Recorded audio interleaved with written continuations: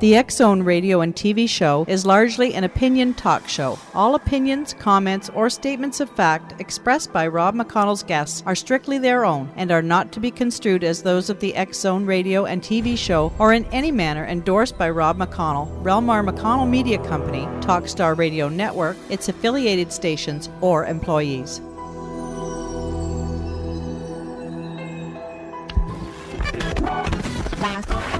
All Hit Radio.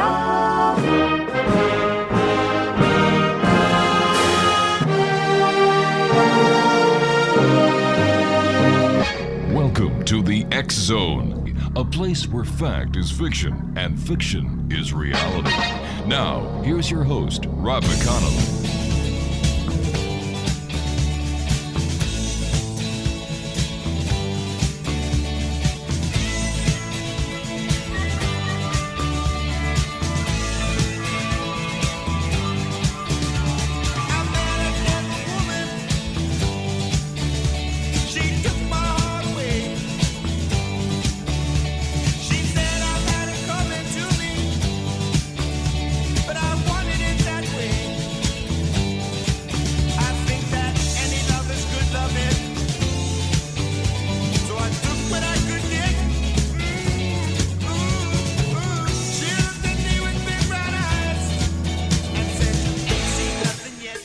And welcome back to the X-Zone, everyone. My name is Rob McConnell, coming to you from our studios in Hamilton, Ontario, Canada, worldwide on the Talkstar Radio Network, X-Zone Broadcast Network, UK High Definition Radio, Euro High Definition Radio, Star Cable, and our growing family of broadcast affiliates right across Canada, the United States, Central America, the Caribbean, South America, the Pacific Rim, Asia, India, Africa, and Europe.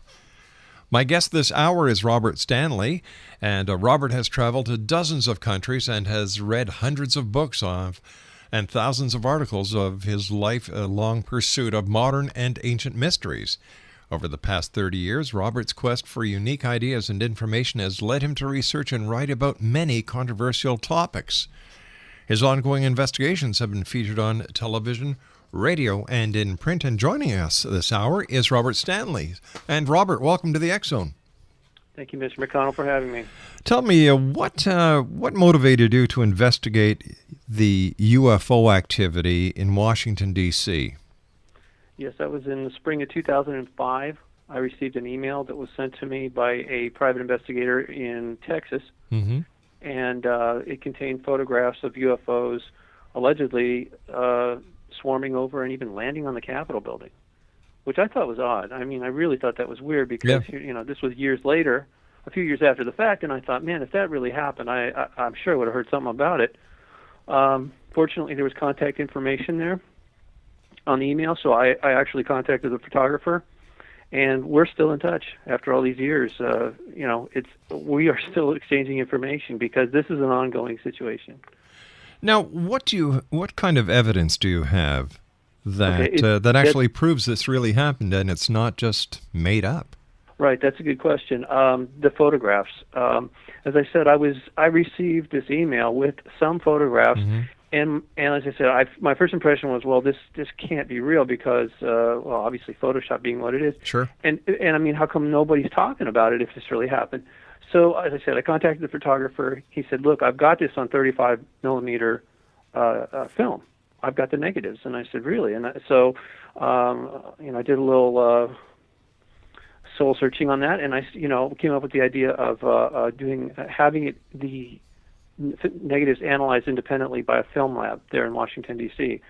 And so the photographer agreed to that, and ultimately that's how it got started. The technician said, These have not been tampered with. He looked at them through a loop, and he said, if there was any tampering with these negatives, it would be evident. And so he said, this is all genuine. He says, I'm not going to say what these things are. All I can say is the light sources are quite powerful, and he says, I have no explanation for it. So that's the way we left it. But and then I started to investigate.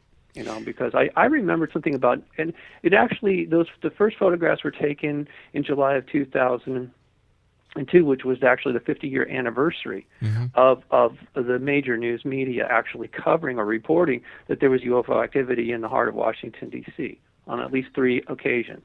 Turns out it was more like 30, but they only reported it 3 times. So and by the way, back in the 50s, just like in 2002, they did show up on radar, and they were chased by the military out of prohibited, restricted airspace. So we've got people on the ground seeing these things. We've got people photographing these things. We've got them showing up on radar, and the military is chasing them. All right, stand by, Robert. You and I have to take a commercial break. We'll be back in 2 minutes. Exonation, Robert Stanley is our very special guest this hour. We're talking about, believe it or not, UFOs over Washington, D.C. Now, here's a website for Robert, www.unicus magazine, that's UNICUS magazine.com/books.htm. That's unicusmagazine.com/books.htm. Robert Stanley is my special guest this hour, and we'll both be back on the other side of this 2-minute commercial break as the X Zone continues from our studios in Hamilton, Ontario, Canada. Don't go away.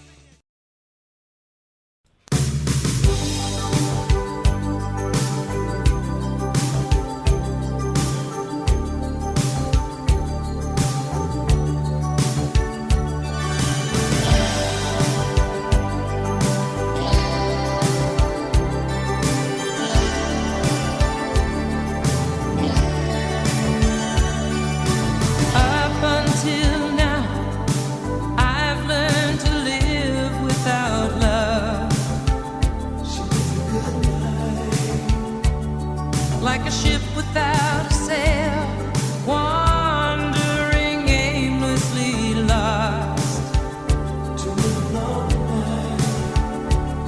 I never knew how it felt to lose my control, but now that I found you, this is all so new. You and me. Explanation, Robert Stanley is our special guest, www.unicusmagazine.com/books.htm. Robert, your source in Texas, how did he get a hold of these 35 millimeter negatives? Okay, the man who took the particular photographs that we're discussing here, name's Wilbur Allen, and he lives and works in Washington, D.C. Okay. He had formerly worked for ABC News for 14 years prior to taking those photographs. Right. It was completely accidental. So he wasn't getting any traction with the major media, and quite honestly, most people in the UFO community were dismissing it as Photoshop without actually doing an investigation. So at some point, after a couple of years of being turned down by multiple agencies, it eventually got to somebody I know in Texas, and they, not knowing much about photography, they forwarded it to me and asked my opinion of the pictures. So that's how I got started in specifically, analyzing the circumstances, not only the photographs, but the context into which the photographs were taken. So here you are with the negatives now. You've had them analyzed at a film lab in Washington, D.C. The person, the technician, says they haven't been tampered with. Right. What do you do then? Yeah, I published an article that was that came out internationally, obviously on the internet, but it also was in print through Nexus magazine, because I'm friends with the editor of Nexus. We've been sharing information for years. Anyway, the photographs, some of them, were published widely, and days later, I was visited by a military black unmarked helicopter at my home when I was living in Los Angeles at the time, and it absolutely floored me. I mean, honestly, I didn't even know if those things really existed, but clearly what I saw was, it was real, and it didn't just pass by the house. It was doing these low circles, literally right over the house. Then it stopped. By that time, I was literally out of the house, and it was hovering over my car in the driveway, not more than 200 feet up. And I thought, man, it just. I was so shocked. I didn't know what to think, honestly. But fortunately, I ran in the house and grabbed a point-and-shoot camera and came back out and got a picture of it before it left. But I'm absolutely certain that was related to to releasing those photographs. Was there anything else that happened that you found out of the ordinary, or was the helicopter the only event? Well, yeah, there was, let's see, eventually I started really digging into this because I was curious. After I published the first article and I got visited by the helicopter, I started thinking, well, something's going on here. So I actually started investigating, and that's when I got 40, 50, 60, over 100, and then 200 reports. And I'm thinking, wait a minute, how come there can be this many reports of UFO activity in Washington, D.C., and nobody's talking about it? So ultimately, I published a book about this in December or fall of 2006. And in December, I was on a national radio show, and right after the show, my website was hacked, and the photographs of the UFOs at the Capitol had been removed, which I thought, this is weird. I mean, you could just ask me not to do it. Somebody could, if they really felt it was a matter of national security, they could have just said, hey, we don't want that out there. But no, they surreptitiously went in and hacked the server, and even the technicians who owned the server said, man, we've never seen anything like this. We don't know. We can't fix it. And I said, well, okay, then I got to move to a different, and it was really frustrating me, to tell you the truth. And then about a year after that, yes, it was 2007. A year after that, two very large military helicopters came over the house. This was not one little black one. This was the double prop version of helicopter that, I wouldn't know the exact designating. Oh, the Chinook. Okay, if you say so. I'm not that familiar with the military helicopter, but I can tell you this much: it was literally shaking the entire neighborhood. This time, it wasn't just my house. You know how those things literally chop the air, like pop, pop, pop. But there was two of them, and they didn't just pass over. They made this really very scary looking maneuver over my home, and I thought, man, these guys are nuts. I mean, it's like, you can't even, you can't pick up a phone? You can't talk to me? I mean, if you really want to intimidate me, I guess sending helicopters it got my attention, but ultimately, I guess I'm not bright enough to just stop doing something. In other words, it was very ambiguous, okay? They weren't exactly saying, don't do this. They were just trying to intimidate me. And, ultimately, I've been doing this. This is my 7th year now that I've been reporting this, and honestly, I don't know how much longer I'm going to keep reporting on this, because there's not much more I possibly can say to anybody. I put all the information out there. All the photographs and videos and movies I've ever collected are on the internet for free. How long has this alleged covert alien activity been going on? Well, the earliest report I could find was 1850, and at that time they were calling them airships.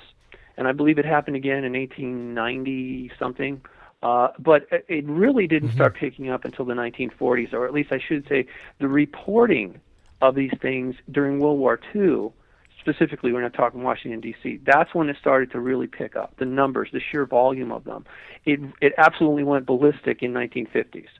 That was it still holds the record, other than this decade right now, actually, that we're in. Excuse me. Oh, wait a minute. The first decade of, between 2000 and 2010, it is equal to the 1950s. So I think I published one of the charts somewhere on the internet, but I do have it in the back of my second book, Covert Encounters in Washington, D.C. I've lost track of how many hours I've invested in my life doing this now. It's just like I said, at some point it gets a little monotonous, but, look, somebody had to do it. And nobody else has been willing to take on this investigation. Let me ask you this, and I don't know if you've been asked this before, but Go ahead. Do you think there's an alien base near Washington? That's a really sensitive subject. Yes, I do, and it's not because I want to be sensational about this. Right. They're based on some of the eyewitness reporting. There appears to be UFOs that literally come down and they don't come back up. In other words, they come down out of wherever, and they go down, and they appear to be landing. When people go over to see where they've landed, there's nothing there. So I assume that they have gone underground. And part of the other thing, the investigation, as I conducted, historically, looking at everything. I mean, I scrutinized Washington, D.C. every way you could imagine, including rumors of underground tunnels that pre-existed the building of the city. as we know it. So it's who knows? Who knows what's really down there? Are there, like this is, I'm saying to myself, holy cow. I know. Are there spacecraft or alien craft that you're getting reports of today that are actually landing in Washington? Yes, I know that sounds hard to believe, but let's go back to what I was telling you before. One of the pictures from July 16, 2002, taken between 11:30 and 1 o'clock at night, shows a craft actually landing on the roof of the Capitol building. Now, I thought that was just impossible to do, because you got to understand, that was shortly after 9/11. Yeah. And they clearly increased their security. So one of the groups that I did contact in Washington, D.C. that was willing to talk to me at some level was the U.S. Capitol Police. Because, I mean, hey, that's their jurisdiction. Yeah, they should be. Yeah, they should be on top of it. Exactly. Besides, I didn't want to make them look bad. It's not their fault that this is going on, So I wanted to get the reaction. But at first they were kind of stonewalling me, giving me some plausible deniability thing. I mean, they tried to answer my questions, but very, very, very carefully, And then a few years later, they actually did a leak to me through back channels. They leaked to me the fact that their officers are seeing these objects. Sometimes they're not saucer shaped. Sometimes they're spherical, and they do loiter around the Capitol area. They gave me 2 instances of these spherical objects. I'm not saying they're craft. They're probably some kind of drones, remotely controlled drones that are doing surveillance there. But to answer your question point blank, yes, there have been allegedly multiple landings at various times in Washington, D.C. How can all these landings be going on without major media or some closed-circuit camera picking them up and getting it worldwide attention? Yeah, and I'd asked the Capitol Police about that, if their security cameras were running all the time, and they said yes, but they weren't going to tell me anything more than that. Well, the photographer, Mr. Allen, the first thing he did, having worked for ABC News, his family actually works at the Pentagon. So he felt it was his duty to actually take copies of these photographs to the Capitol Police, and they actually, according to him, they did take a report, and they took copies, and they said this actually answers some questions about what what our officers are logging. But he'd asked them, did your closed circuit TV, did you get this? And they said no.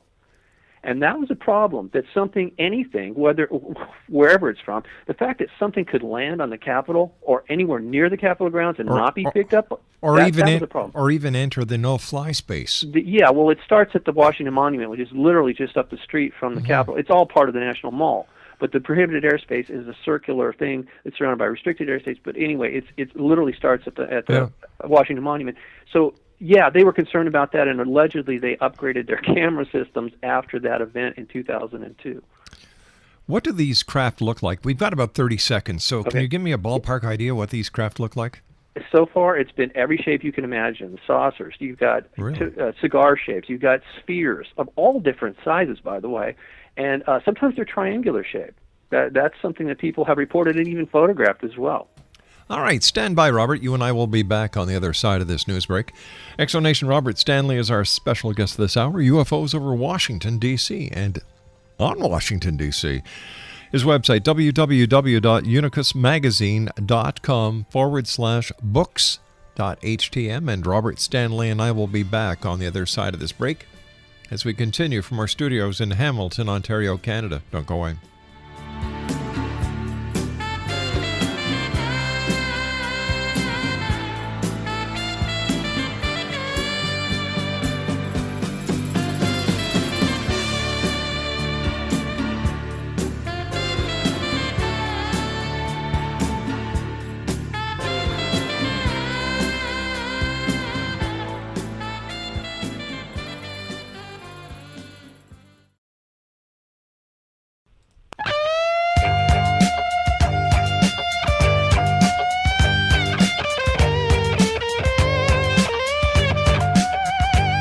You're listening to the X Zone Radio Show, live and around the world on the Talkstar Radio Network, X Zone Broadcast Network, UK High Definition Radio, Euro High Definition Radio, and Star Cable. Our toll-free telephone number worldwide is 1-800-610-7035. Our email address, xzone@xzoneradiotv.com. On MSN Messenger, xzoneradiotv@hotmail.com, and our website, www.xzoneradiotv.com.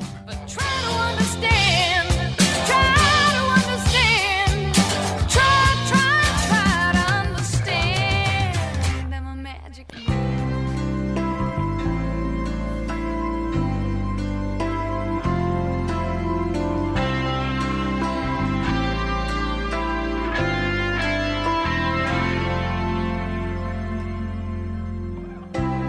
Oh, thinking about all our younger years. There was only you and me. We were young and wild and free. Now nothing can take you away from me. We've been down that road before, but that's over now. You keep me coming.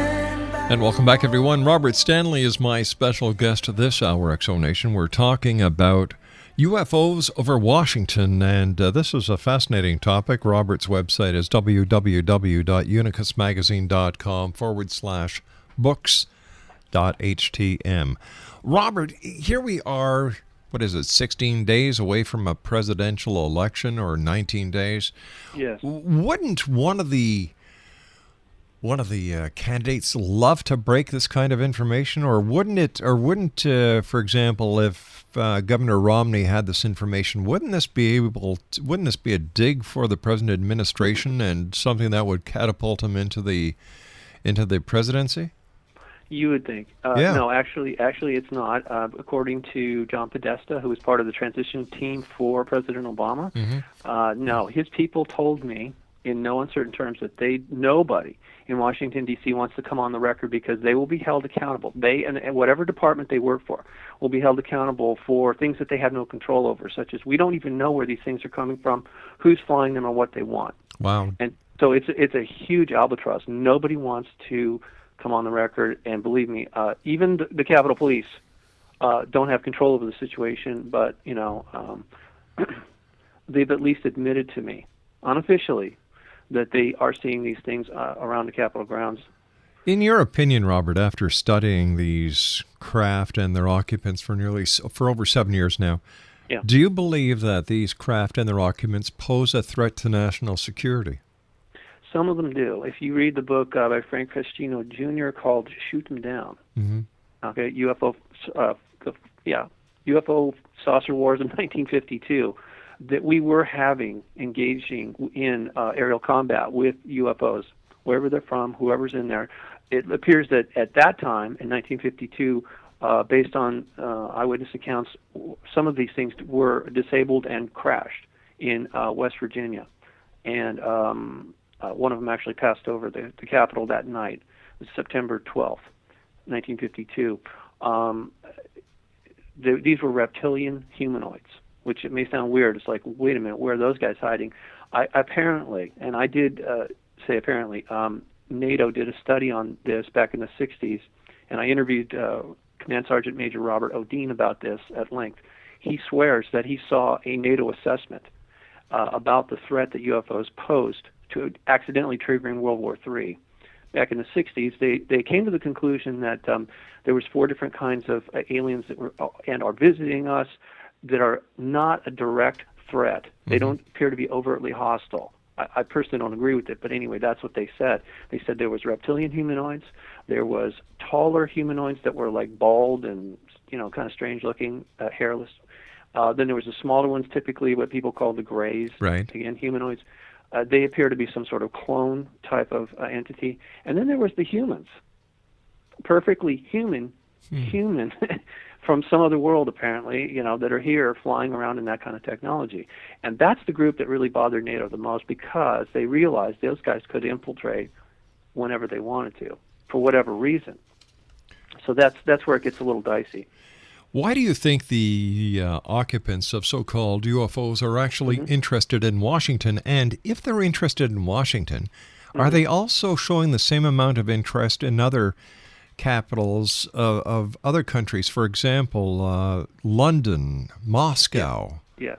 Really? They've been seen all over the world, but yes, they've been seen over London quite a bit, and filmed. And Moscow is getting visited fairly regular in recent time, and people are everybody's got a video camera or some kind of camera now that they're carrying around, even if it's just a cell phone. So yes, they're being seen all over the place. Even the Vatican, yes, there was people there that actually saw UFOs or reportedly saw UFOs with occupants exiting the craft in the middle of the night. So why Washington? Well, because it's the seat of power, right? Right. I mean, I know that's just a quick, easy answer, but there's something about the geometry of the place. It's almost as if it's sort of like Nazca lines. Yeah, exactly. Yeah, if you look at satellite pictures of the place, it's it's all over the internet. Some people say it's satanic. I don't know if that's true or not, but other people say it has a lot to do with the Masonic order, so on. Yeah, more the Masonic thing. There is a satanic element in Washington D.C. I don't know if it's connected or what, but it appears to be. In other words, I can't just dismiss one piece of the puzzle because it doesn't fit. At least maybe because I don't know where it fits. I mean, as much as I've looked at this, and I've really invested a great deal of my life into this, doing this investigation. There are certain things that are going to remain an enigma to us at this time, and until we actually can have a conversation with the occupants of one of these craft, we're really not going to know exactly what's going on there and why. What do you think they are waiting for? Why don't they just make contact worldwide? Well, apparently they've tried doing that with, specifically, let's go back to Eisenhower in 1954. Okay. They allegedly landed out there at what is now Edwards Air Force Base, just north of Palm Springs, and Eisenhower allegedly went there and talked to them, humans now. And part of their thing was they said, well, look, we'll help you, but the stipulation is you have to stop the nuclear thing right now because we know exactly where that heads, and it's a dead end for everybody. Nobody's going to win on that deal. Everything's going to become extinct. So, unfortunately, the administration said no. In 1957, allegedly, a human being landed a craft in Alexandria, which is actually it's part of the District of Columbia, and was taken to the Pentagon and lived there for a period of time. He also met with Eisenhower and allegedly said, look, we want to help you guys. But again, it was really rejected, much like that movie. I know it was fictional, The Day the Earth Stood Still. That's right, with Michael Rennie, a great movie. Yeah, it was makes me wonder how in the world they knew that was going on, because it predated a lot of what was later reported. That's right, yeah. So I think somebody actually knew. In fact, it's really possible. Let's go back to what I said. We don't know who among us, and believe me, this is not science fiction now. If we, although it sounds like a Twilight Zone episode, if our government suddenly was to admit, well, yeah, we've got aliens visiting us covertly. Some of them are human. We're like, what? So who are they? Well, we don't know for sure. What? That would really, people could become unhinged. This story, this information really does have the potential to disrupt society as we know it. That is a fact. I've had the opportunity of speaking to Charles Hull. I don't know if you've heard Charles' story where he was a meteorologist. The Whites, at Area 51. Exactly, and he said he used to take them into Las Vegas, and they used to blend. They'd look a little tall, but that was about it. And you hear his story, and you say, well, if it's happening there, yes, where else is it happening? Everywhere. The bases are typically underground. Or under the water, or both, whatever. And they're here covertly, and that we could speculate about that for hours, but it probably would get us nowhere. That's why I said we really need to sit down and talk to some of these people. Right.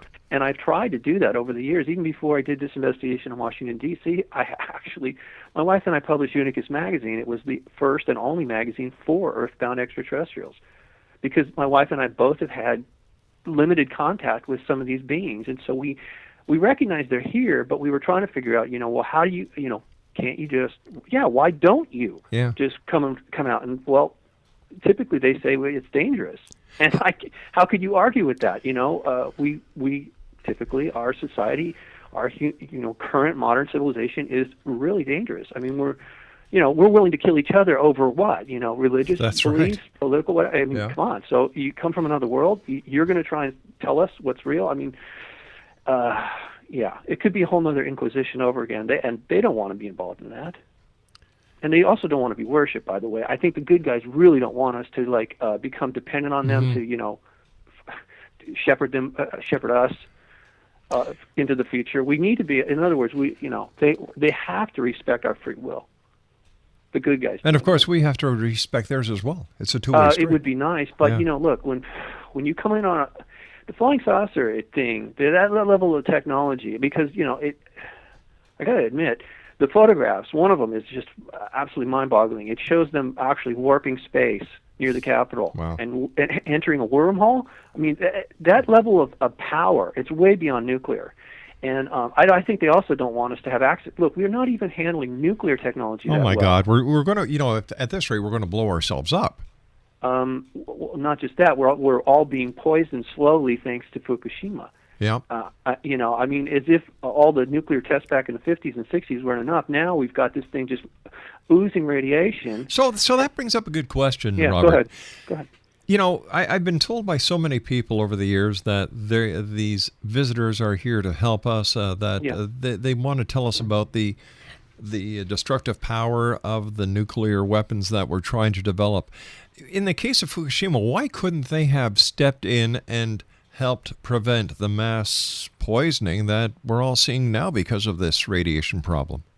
Here again, I can't really speak for them. Can you speculate? I can speculate all day long, but I just, let's make it clear. This is just my own opinion. I really think that they had warned us for decades, and we didn't listen and wouldn't listen. And so for them to come in and, because there's a lot more that was going on there that people just don't know about. And I'm not big on conspiracy theories, but I got to tell you, look, I worked for Honda Research and Development for 8 years. Right. Prior to becoming so involved in UFOs, I actually worked for a Japanese corporation. I know the Japanese had a nuclear program during World War II. So the fact that they did have something else going on there they don't want anybody to know about. And if you care to see that information, I could forward it to you. But look, I know for a fact there was weapons grade material that was being produced at those facilities. Unreal. And it was heavily guarded. Yeah, it was all totally covert. Yeah. Totally covert. So is it just by chance the Americans got the first strike? First strike? The dropping the first bomb? Oh, yeah. No, actually, we knew what they were doing because we had broken their code, just like we broke the German code, and that was the NSA. That was right. The magic team actually did that. The purple code of the Japanese was broken. We knew what they were doing. Absolutely. So we had to beat them to the punch in order to... Yeah. Exactly. Well, look, makes a lot of sense. Was their ally? Yep. Germany, we claimed later the reason we had the bomb program was because Germany was working on it, and they were sending material and sharing technology with the Japanese. But look, you can see for yourself, the Japanese are not dumb. They know how to make technology, and they did it. Believe me, they did it. But they also moved their main facility off of the island onto the mainland, Korea, a place called Konan, Korea, and that's where they actually had a facility there that mainly was taken over by the Russians at the close of the war. But they did detonate a bomb shortly after we detonated the first bomb on them. They got one of their prototypes actually exploded out in the bay, Konan, and this is all in the book Japan's Secret War. It's a little more in depth than what he goes into that book. Believe me, I know. It's a sad state of affairs. But this is how it is with war. The first casualty of war is always the truth. When you're dealing about covert affairs, you never, ever, ever tell people the truth. You can't afford to do that. Tell me, Robert, is there a connection between the race for the moon and the UFOs? Not that I'm aware of. I know that they allegedly saw a lot of UFO activity up there, and Colonel Corso, although he published that he didn't really author the first book, Day After Roswell, Yep. but I did get a hold of his diary. I'd heard much about it from Commander Dean, so I finally got a copy of his Colonel Corso's diary. And he did talk in there. He said he thought that they had bases, whoever they are. He felt they were hostile towards us based on things that he'd seen in his career. But he said that there was bases on the moon and Mars, and even the satellite moons of Mars, Phobos and Deimos. He felt we should actually nuke Phobos. Wow. I know. It's like so again, this is something you really wouldn't want to tell the public. No, of course because not. you don't want to panic people. Yeah. It would upset the apple cart. Robert, stand by. It's been great talking with you. You and I will be back on the other side of this commercial break. X-Zone Nation, a fascinating conversation. Visit Robert Stanley's website at www.unicusmagazine.com/books.htm. And Robert and I will be back on the other side of this commercial break, talking more about UFOs over Washington as the X-Zone continues right here from our studios in Hamilton, Ontario, Canada. www.xzoneradiotv.com is our website, and if you'd like to listen to the archives, www.xzonepodcast.com. We'll be back on the other side of this commercial break. Don't go away. UFOs over Washington. That's our topic this hour.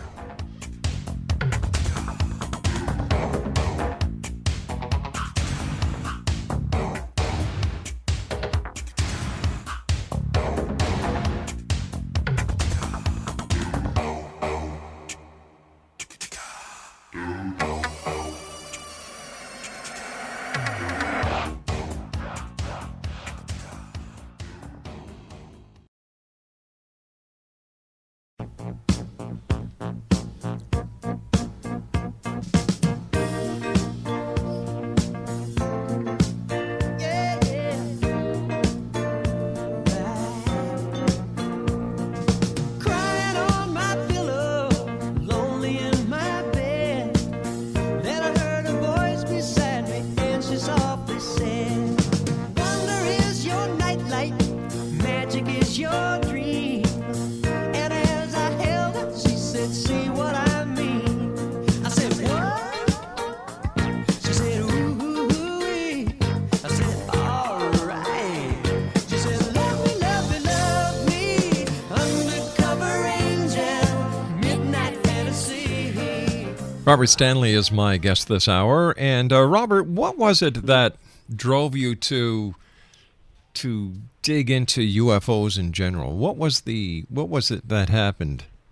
Oh yeah, it was my father had a picture of a UFO that was taken by a friend of his out in the desert, and he didn't see it when he took the picture, and so that kind of burned into my mind. There's something going on, but I also had close encounters in my own. I grew up in Malibu, and starting in the '80s, I started having numerous close encounters that kept going on. Eventually, I just couldn't dismiss what was happening, so I tried to investigate for my own satisfaction, and then I found a lot of other people, thousands of people around the world, maybe millions, have had these kind of experiences. So I was obviously, it just became not just a curiosity, but a way of life. So, this sounds crazy. I have some kind of relationship going with them. I would think the good guys. I know the bad guys are not really fond of me, but it's just the way it is. You said earlier that you had some sort of contact with them. Yeah. How did that contact work? It's slightly involved, but for myself, typically, I remember one time when I was 13 that they came, literally some ball of light came into the room, and it was talking to me. I don't know how that's even possible, but it was, and it happened. So, and there was also a crop circle that showed up near my home in 1973 out there in Malibu that was photographed by a neighbor. So, it's I just, believe me, there's been times when I thought, well, God, I wish I could live a normal life. It'd be like everybody else, and just, but it just isn't happening for me. Yeah. So, but I didn't ask for this Washington D.C. thing. It just sort of fell into my lap. And there's been a few times I just wanted to walk away from it because honestly, this has been a pain in my neck. But look, it's ongoing. I'm very concerned for the future of not only the nation but the planet. not just a country, but our species. I'm very concerned that this is going on covertly, and believe me, if you go to my website, you'll see the photographs for yourself. You'll know for a fact this is happening. I mean, I've collected over 900 reports that span a 161-year period, right? And analyzed that, and like I said, the photographs really tell quite a compelling story. And this year alone, we've had over 30 reports. Wow. Most of them have photographs or video associated with them. So it's not stopping. Yeah. The activity hasn't stopped at all. No matter how many times I tell people, it just they obviously are operating with impunity, and they just. They're here, so I don't know what else to tell you. Robert, I want to thank you so much for joining us. Oh, my pleasure. Keep the great work up. Let our listeners know what your website is one more time, please. Sure. It's www.unicusmagazine.com, unicus magazine.com. Click on books and or photographs, whatever you prefer. But you can get to the photographs also to the books link, and also, like I said, the updated report. It's there, all the links that you'll need. There's a lot of free information. If you want to buy the books, those are available on Amazon for discounted prices, and the links are there on the website. Excellent. Robert, thanks again for joining us, and we'll look forward to the next time you join us here in the X Zone. Thank you so much. Take care. Take care, sir. X Zone Nation, once again, Robert Stanley has been my guest this hour. We were talking about UFOs over Washington. Wow. Go to his website. Take a good look. Seeing is believing. I'll be back on the other side of this commercial break with the news at 6.5 minutes past the top of the hour as the X Zone continues right here from Hamilton, Ontario, Canada, the studios of Rob McConnell Media Company. My name is Rob McConnell. Don't go away.